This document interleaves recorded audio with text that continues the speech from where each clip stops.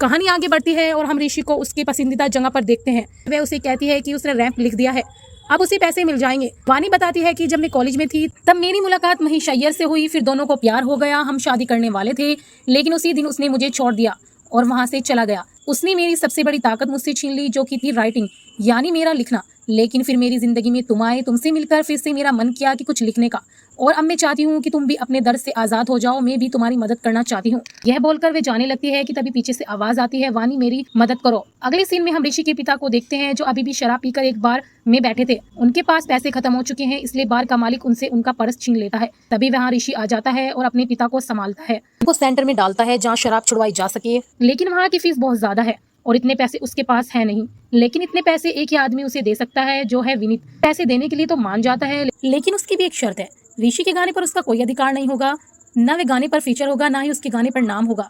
ऋषि अपने पिता के लिए बात भी मान जाता है। अब जो कि गाना पूरी तरह से कंप्लीट हो चुका है, इसलिए वानी का आज ऋषि के साथ आखिरी दिन है।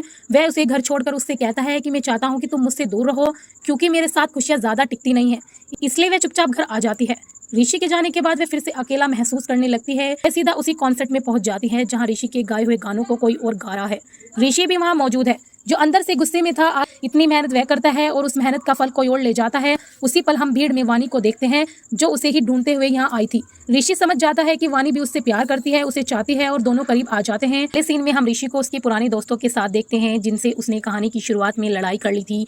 वानी के कहने पर वह उनसे माफी मांगता है और सब साथ मिलकर एक बार फिर से एक गाना बनाते हैं, जिसके बोल वानी ने लिखे थे।